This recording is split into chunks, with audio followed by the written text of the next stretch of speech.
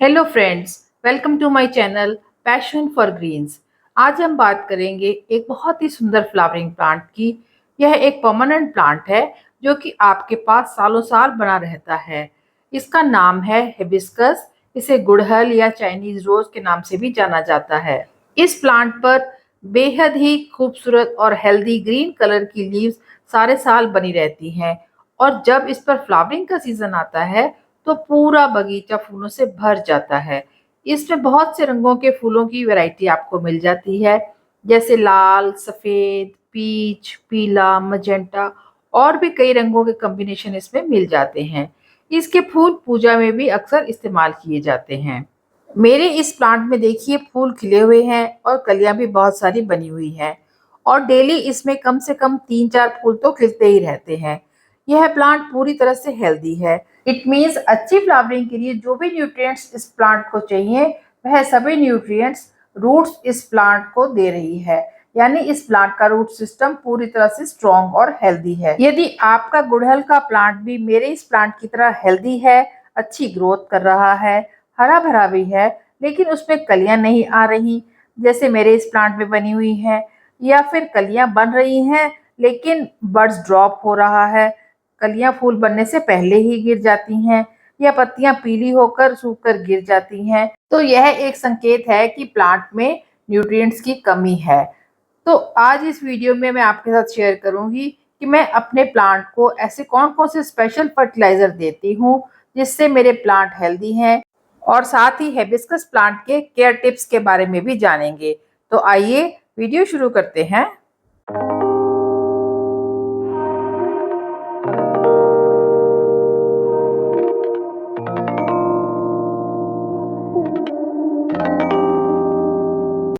गुड़हल, हिबिस्कस या China rose, यह एकदम एक यूनिक प्लांट है जिसे अगर आप थोड़ा सा ध्यान से रखेंगे तो यह सालों साल आपके साथ रहेगा। इसकी केयर बहुत ही आसान है। इस प्लांट की दो वैरायटीज आती हैं, एक देसी और एक हाइब्रिड। देसी गुड़हल में लाल रंग के फूल होते हैं, जबकि हाइब्रिड में फूलों के रंगों का काफी चॉइस हमें मिल जाता है। जैसे मैंने बताया, पीला, सफेद, मजेंटा, पीच और भी काफी रंगों का कॉम्बिनेशन इसमें मिल जाता है। देसी गुड़हल के लाल रंग के फूल थोड़े छोटे साइज के होते हैं, जबकि हाइब्रिड प्लांट में फूलों का साइज काफी बड़ा भी होता है। हिबिस्कस के किसी भी तरह के प्लांट को आप नर्सरी से बहुत ही सस्ते दामों में ला सकते हैं। इसे आप सीड से भी ग्रो कर सकते हैं और कटिंग से तो यह बहुत इजीली लग जाता है। इस प्लांट को आप कम से कम 10 इंच के गमले में या 12 इंच के गमले में तो जरूर ही लगाएं। गमला अगर मिट्टी का लें तो सबसे अच्छा है, नहीं तो प्लास्टिक का, सिरेमिक का या सीमेंट का किसी भी तरह का गमला आप ले सकते हैं। यह प्लांट इजीली ग्रो हो जाता है। इस प्लांट को रूट बाउंड होना बहुत पसंद है, सो एक बार गमले में लगाने के बाद बार बार इसके गमले को ना बदलें, ना ही इसे जल्दी जल्दी रीपॉट करें। इसकी सॉइल जो है वह वेल ड्रेन्ड होनी चाहिए और फुल ऑफ न्यूट्रिएंट्स होनी चाहिए। इसके लिए आप जितनी मिट्टी लें उसका आधा हिस्सा कंपोस्ट लें, और जितना कंपोस्ट लें उसका आधा हिस्सा कोकोपीट लें, और जितना कोकोपीट है उतना ही रेत लें। इसमें थोड़ी सी नीम खली और फंजीसाइड जरूर ऐड कर लें। इस तरह से भुरभुरी और वेल ड्रेन्ड मिट्टी में यह प्लांट बहुत ही अच्छे से ग्रो करेगा। यह मिट्टी का कॉम्बिनेशन इसके लिए बेस्ट है। वाटरिंग इस प्लांट को हमेशा बैलेंस्ड करनी है, मतलब ना इसे ज़्यादा पानी देना है ना ही कम। इस प्लांट को अगर आप ज़्यादा पानी दे देंगे तो इसकी पत्तियां पीली होकर गिर जाएंगी, और अगर कम पानी देंगे तो भी इसकी पत्तियां पीली होकर ड्राई होकर गिर जाएंगी। जब भी इसके पॉट की जो टॉप सॉइल है वह ड्राई हो जाए तभी आप इसे पानी दें, और जब भी पानी दें तो पूरा भर कर दें। इस प्लांट को बुशी बनाने के लिए इसकी रेगुलर टिप कटिंग करते रहें, जिससे कि नई नई शूट्स ग्रो होती रहें और यह प्लांट एकदम हरा भरा और बुशी बन जाए। जितनी ज़्यादा ब्रांचेस होंगी उतनी ही ज़्यादा फ्लावरिंग भी होगी। इस प्लांट पर जितनी भी पीली पत्तियां हों या सूखी टहनियां हों, उन्हें आप लगातार प्लांट से हटाते रहें, क्योंकि कई बार इससे प्लांट स्ट्रेस में चला जाता है। इसी तरह से जो भी फूल खिल चुके हों उन्हें भी आप प्लांट से हटा दें, ताकि उन सूखे फूलों के पॉट की मिट्टी में गिरने से और पानी पड़ने से फंगस आदि ना लग जाए और प्लांट पूरी तरह हेल्दी बना रहे। अच्छी फ्लावरिंग के लिए इस प्लांट को पूरे दिन की सनलाइट में रख सकते हैं, लेकिन एक्सट्रीम समर्स में इसे थोड़े शेड वाले एरिया में रखिए। और इसी तरह से जब बहुत ज़्यादा सर्दी पड़ रही हो तो भी इसे ओस और पाले से बचाने के लिए किसी शेड वाली जगह में रखें। वैसे तो हिबिस्कस प्लांट एक समर फ्लावरिंग प्लांट है, बट बावजूद इसके यह प्लांट गर्मी में जैसे ही टेम्परेचर 35 डिग्री से ऊपर जाता है, फ्लावरिंग करनी बंद कर देता है या कम कर देता है। यह प्लांट सबसे ज्यादा फ्लावरिंग मानसून शुरू होने से लेकर तेज सर्दी के शुरू होने से ठीक पहले तक करता है।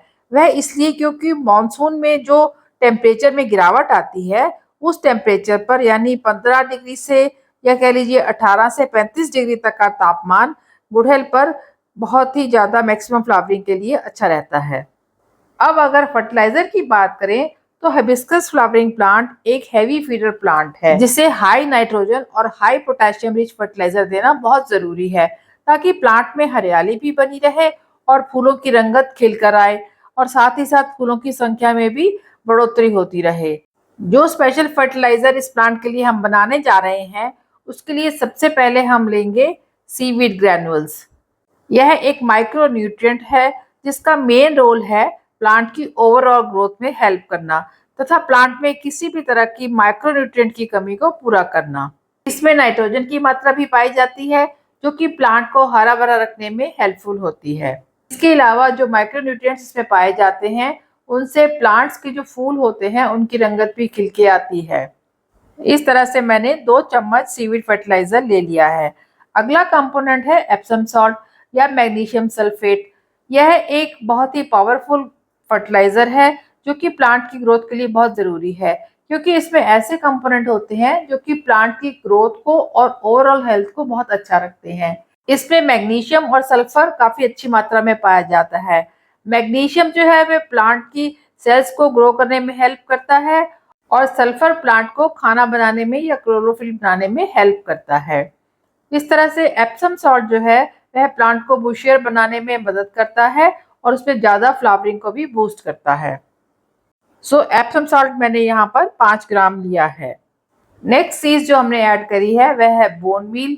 बोन मील एक ऑर्गेनिक मैटर है जो कि सॉइल की फर्टिलिटी को इम्प्रूव करता है और इसको माइक्रो ऑर्गेनिजम्स को ग्रोथ करने में भी हेल्प करता है। बोन मील एक स्लो रिलीजिंग फर्टिलाइजर है और एक बार आप इसे मिट्टी में डाल देते हैं तो यह धीरे धीरे मिट्टी में जो न्यूट्रिएंट्स हैं उन्हें रिलीज करता रहता है और प्लांट की जो न्यूट्रिएंट की सप्लाई है उसे पूरा करता रहता है। अगर आप बोन मील का इस्तेमाल नहीं करना चाहते तो इसकी जगह पर आप एसएसपी यानी सिंगल सुपर फास्फेट या रॉक फास्फेट का इस्तेमाल भी कर सकते हैं। इस तरह से मैंने बोन मील को भी अपने जो स्पेशल खाद बनानी है उसमें शामिल कर लिया है। अगली चीज जो हमने ली है वह है डीएपी, जिसका फुल फॉर्म है डाई अमोनिया फास्फेट। यह भी एक बहुत ही अच्छा न्यूट्रिएंट है जो कि प्लांट्स की ग्रोथ के लिए बहुत अच्छा है। यह रूट में बहुत अच्छी डेवलपमेंट करता है, लेकिन इसे आपको कम ही इस्तेमाल करना है। मैं इसके 5 से 6 दाने ही एक पौधे में डालूंगी, क्योंकि फास्फोरस की रिक्वायरमेंट तो गुड़हल प्लांट को रहती है, लेकिन अगर इसे ज्यादा फास्फोरस दे देंगे तो इससे प्लांट को नुकसान भी हो जाता है। सो इसलिए आप डीएपी बहुत ही कम मात्रा में यूज करें। अगला फर्टिलाइजर है पोटाश, जो कि लाल रंग का पोटाश है। पोटाश भी पोटेशियम ऑक्साइड का ही एक फॉर्म है जो कि प्लांट के लाइफ साइकिल के लिए बहुत ही जरूरी है। इसे आप पानी में घोल के भी दे सकते हैं और वैसे भी प्लांट में डाल सकते हैं। यह मिट्टी में हेल्दी बैक्टीरिया को ग्रो करता है और प्लांट की जो फ्लावरिंग है और फ्रूटिंग है उसे बूस्ट करता है।